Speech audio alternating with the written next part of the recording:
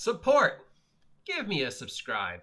Help me reach and keep 200 subs by the end of this month. Hello and welcome. I am your grumpy guide to all things gaming, the toxic gatekeeper, the OGGM, and today we are starting another deep dive into a role-playing game, one of my personal obscure favorites, Fringeworthy, the science fiction role-playing game of alternate dimensions. So, this game is very interesting for a lot of reasons. It's from TriTac Games. It's written by an individual named Richard Lee Tusholka. Richard Lee was very big in gaming in the Midwest. He's considered Michigan's gaming guru, and he's been around, apparently, according to this, almost as long as Gygax. The original game, Fringeworthy, which I saw in a comic book store, and has one of my favorite quotes of all time in it, was, "Camping is a cold, wet, miserable way to die," which is a quote I still use to this day. So this game came out somewhere in the 80s. The first release was 1982. Now, does that look familiar? Yeah, because it's a Stargate.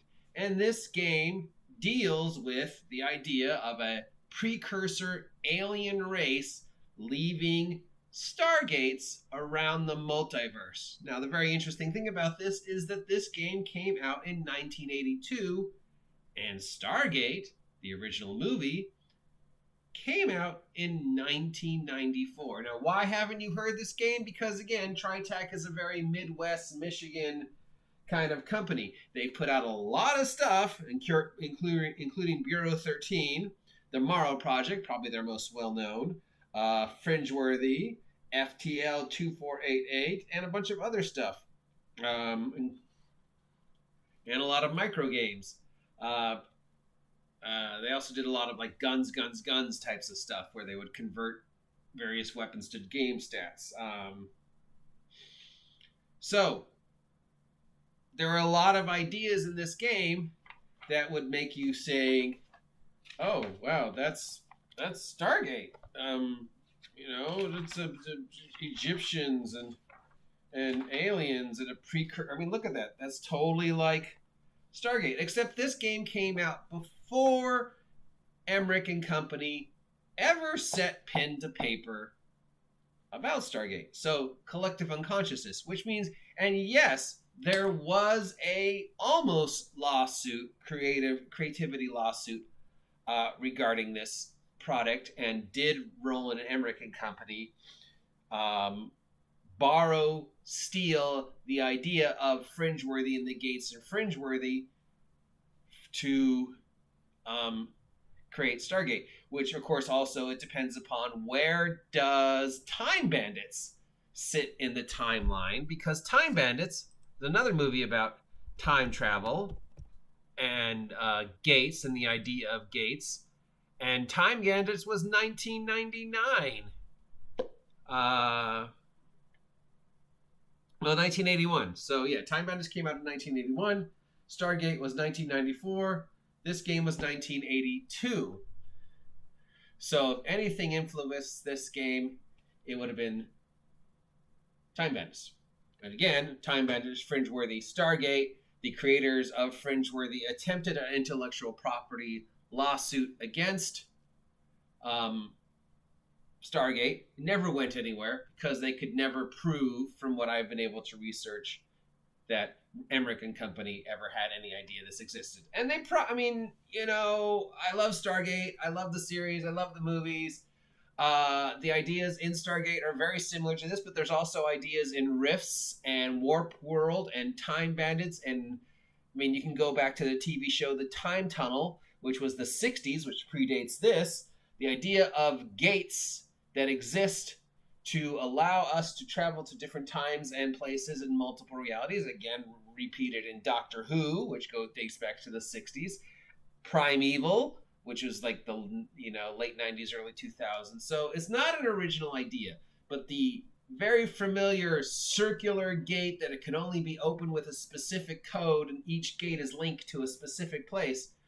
very similar. I mean, if you want to see Fringeworthy, the TV show, it's Stargate. So, but they could never prove if Emmerichs and Company ever had any knowledge that this existed. And considering where Emmerichs and Company were located at the time of the creation of Stargate and how little press release this game had, I'm going to err on the side of Roland and Company that they never knew it existed. Just collective unconsciousness. If anything, Emmerichs and Company probably got their idea from Time Bandits, Time Tunnel, Warp World, Doctor Who, stuff like that, and just the idea of, gates, which is, they're in the Expanse. It's a common, repeated science fiction mythology idea. So this game deals with that idea that a precursor alien race created a series of gates to connect planets and timelines and realities. Something happened to them. Millions of years later, humans stumble across the gates and decide to explore them and use them for resources and learn more about ourselves and our place in the universe. This is the D20 edition. It is horribly, horribly edited. I was trying to find the edition that I originally saw and had back in the 80s. I had this game in the 80s, but there's a lot of things I liked about it. One of the things I liked about it, it was a soft back print, and it had 3-ring binder holes in it. So you could put it in a 3-ring binder or put it with the other TriTac games in an even bigger 3-ring binder. Of course, there were very few 3-ring binders that could actually fit this and fit anything else. But still, I like the idea of the 3-ring binder, that you could put it in a 3-ring binder with your notes and stuff. You don't see a lot of that anymore. I'm not sure very many companies did it besides TriTac. Why? Because it doesn't work in a 3-ring binder. The technology of a 3-ring binder, you couldn't open it, and this wouldn't open in the 3-ring binder, so you still had to take it. Yeah, anyways. This is the D20 version. It's the only version I could find. And this was written for the OGL D20 system, I think in 2017. 2017.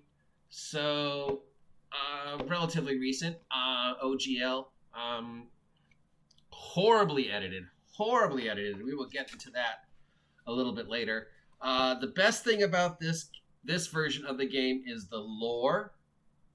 It really tells a really interesting tale of this universe, and the tables for generating worlds. This is probably one of the best parts. I mean, you could use this for any world generation for, Planescape game, a Starfinder game, anything where you had to, a Rifts game, anything where you had people going to different worlds and you need to generate a world really, really quick. This has got some great tables for worlds for that style of game. So highlights this game, this version of the game, the lore, which you will get into, and the tables, the actual rules, badly edited, very little. It assumes that you have a copy of the OGL and you know the OGL rules, which is always, I think, a mistake. If you're going to write a game for the OGL, you should at least put some of the OGL in here, at least, the very basics, other than just races and character classes. And the character classes that they have in here don't really make sense. So, yeah, it is not the best version of Fringeworthy. I think the original TriTac version is probably better. Even the lore that they have in here is really haphazard and all over the place and badly edited. It reminds me a lot of like a Palladium style game where you have stuff in the front, then stuff in the middle, then stuff in the back, and then stuff behind that. And it's just like, that's non-linear thinking.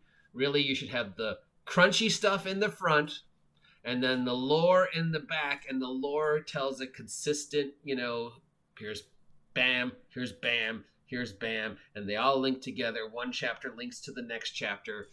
In a flow, you can easily find whatever you're looking for through either the appendix or whatever, and then just instantly know, I need to go to page 15 to find that table. And this, plus there's not a lot of art in this game, and what is in this art-wise is not very good. But it didn't cost me a lot of money, and it's sort of a personal pleasure. I love the idea of this game. It makes me think a lot of Tales from the Loop. Duh. It makes me think a lot of Primeval, a TV show I loved. Doctor Who, Time Tunnel, Time Bandits, and yes, Stargate, especially the later stuff at Stargate. Once they started expanding the Stargate universe, this makes you feel a lot like Stargates. But again, this existed before Stargate. So, collective unconscious, you're going to look at this and go, wow, that's Stargate. A very badly written version of Stargate. And I think there is a Stargate role-playing game, if I'm not mistaken. So, I don't know. Anyways, this is the first part of our deep dive into Fringeworthy, the classic game of interdimensional travel from Tritex Games. If you want to see more of this content, comment down below. Let me know. We will continue our deep dive later on. Till then, stay safe. Shout out to my #1 fan, Myles, and I will talk to you later.